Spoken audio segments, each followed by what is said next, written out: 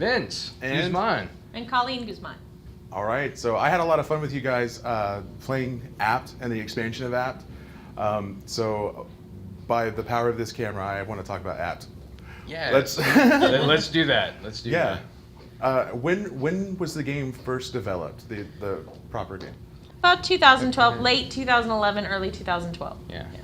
So I was going through and our main game at that point was the organization. That's just an RPG. So we wanted to branch out into different things, and we started doing some other stuff that just didn't really fly with us, and we never got it to where we did something that was mass produced. We did something to where we would print it out at print shops, fold them up, and then stuff the pieces in there that we either made or modified from or Hobby modified Lobby for or something, something like that. And then we were just thinking, we need to kick it up a notch.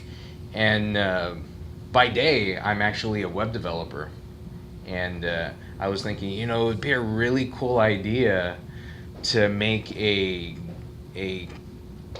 game about technology, but as a card game.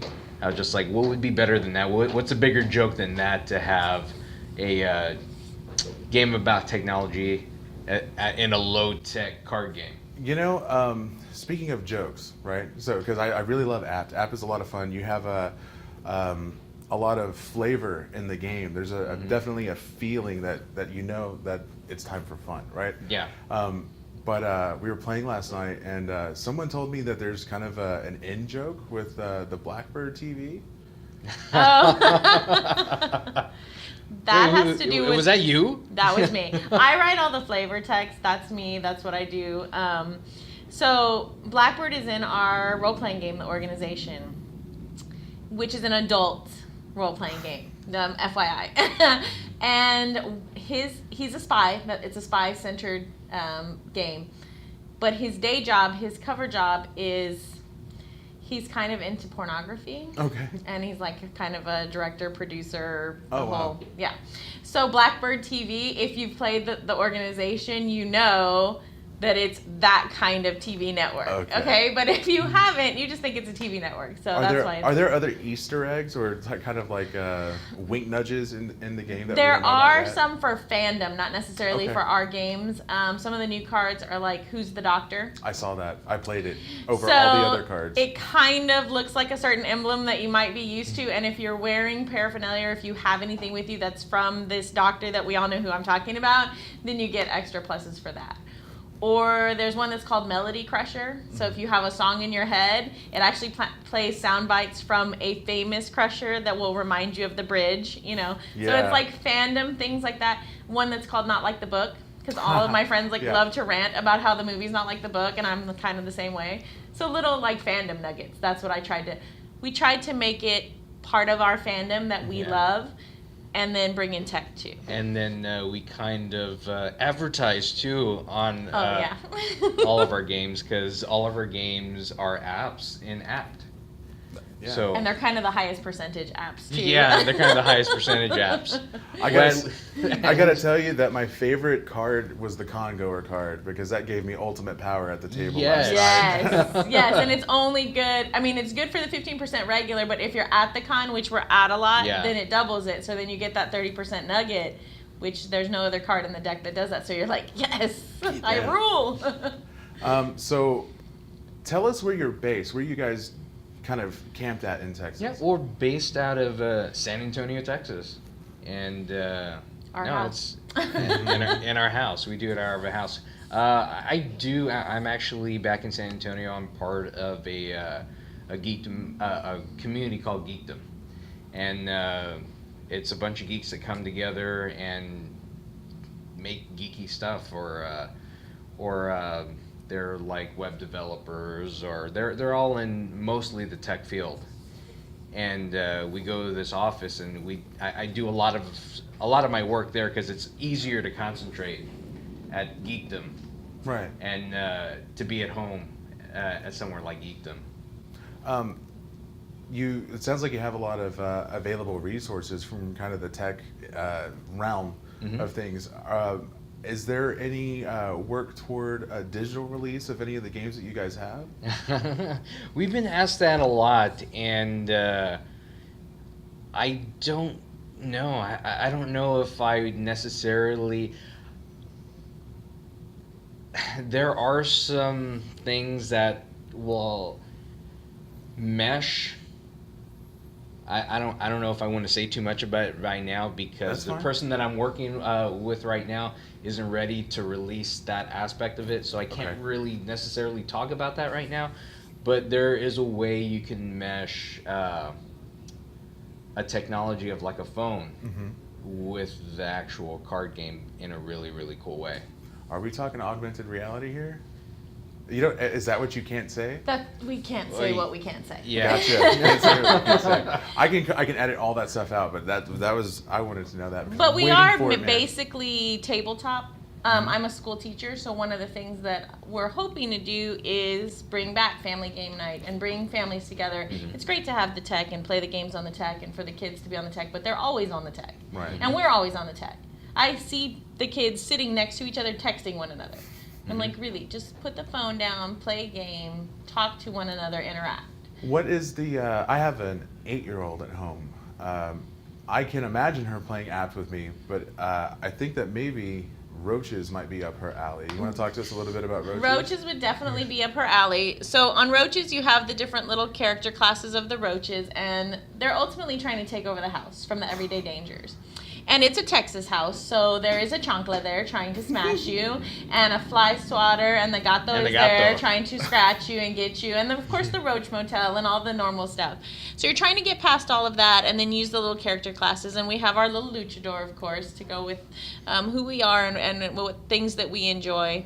And they just go and you can play, and there's different levels in it. So you can play, even 5-year-olds can play. We've played with them. You just play no skills and just they get to roll. They like the dice and they like the little characters. And it's kind of a first role-playing experience too with the different characters. You can kind of give them attitude and play like that. We do it under PG Studios, so not necessarily Pinche Games. Right. Because That's what I wanted to- We're Pinche Games. We're Yeah. Pinche Games. We're awesome.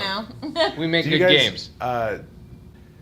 Do you have a lot of cross-pollination simply because of the cultural background that is inherent in just the title, Pinche Games? Like I'll tell you, the very first time I saw that, I'm sure it had something to do with Roll to Play and Tiffany stuff, but I saw that name and I was like, yeah, that's the one. Like that, it made me think of my grandma's house. It made me think of the kids over there at the table doing whatever or playing tag. Somebody got punched and knocked down. But do you find that? See, so finally somebody gets. People don't get that. Yeah. We grew up with that, so to us, it's not this connotation. It's Right. just like your grandma or somebody telling you, stop playing your pinche games. Right. Like stop Yeah. messing around, right? Yeah.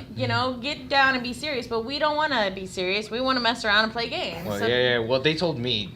Well, not, yeah, Stop playing not your me. Pinche games. I listen to my friends hear that because I grew up in San Antonio, so all my Yeah, well, I mean, of course, you can find us at pinchegames.com. We are doing a Kickstarter in May for Roaches, which has done really, really well here at T.A.B.L.E. People have been really, really liking this. Not just the kids. the adults too. Yeah. Adults seem to really like it, especially families that come together because they get to. That's something that's simple enough for everybody to play, even as young as a 5-year-old to play Roaches. Do you guys do the artwork in-house? Friends, we have friends that we. So I technically, do this artwork in-house. He does all of the apt artwork. He really does. He Awesome. goes into Photoshop. Things like this, we have friends who we know who are artists, so they do it for us at a lower cost than we would normally get if we. And depending on the artist, like I'll do a lot of the design aspect of it to where I'll do placement and for in cases of this I'll colorize them. For this artist, I just got the black and white Okay. line drawings, and then I went in and laid out all the laid in all the color to just give it that pop that it needs. like, is there something that you would impart wisdom to another set of folks who are looking to start their games just like you are? I have one. Your game No matter how much you love it, may not be as great as you think it is, and it's okay to take the criticism from other people and learn from it and grow from it and make better games from it. And sometimes you have to scrap a game that you thought was really great, and once people play it, it just doesn't end up being what you thought it was, and that's okay. And you just keep going and moving forward. I think that's a big lesson that we learn. And I think a big lesson that I have is, like, you have to be passionate about the game that you're making. If you're not going to be passionate about the game, don't make that game. That's what I've learned, and it's a lot harder to do it as an independent game developer than it is. Yeah, absolutely. You don't have all the you have to rely on yourself to do all the footwork on things like where to go to get it printed, or how much lay out how much it's going to cost, and then you have to figure out, well, what am I going to make it retail. So you're saying it's not all fun and games in the games? It is when you see somebody play your game, and even after that, you see somebody else teach your game to someone else, and that's the best thing that we love to see, is to watch someone teach your game that you taught them. We do have a convention in San Antonio that we run, and it's been going on for 13. This is 13th year, and we've been a part. Well, I've been a part of it for about 5-6 years, something like that, and been the president for 4 of those years. And it's been growing and getting better from when I first started going to it. It's predominantly tabletop games, miniatures. We're going to be showing like the new Judge Dredd miniature game. We're going to have War Machine, Warhammer, tons of miniatures. We also have Steve Jackson, who comes out and does that. We had Fireside. They're busy. It's International Tabletop Day this year during our convention. So they won't make it, but I'm sure people will be playing their games as well. We have a whole section of role-playing games, so it's like Pathfinder, and our role-playing game will be played, and Rifts and Palladium and all that. And the first year, this is the first year we're trying out games on demand, and we're also doing the play and win thing, where if you play certain games more, then you have a chance to win them. So and then we also do cosplay and panels.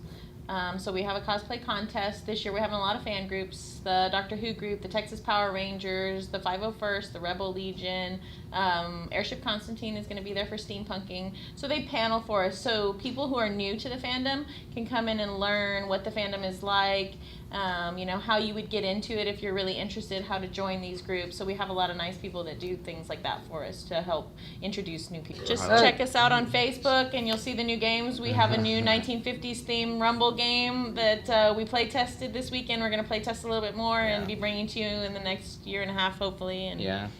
And I actually do run a video cast in San Antonio called Geek Out SA that I do every Wednesday at 8.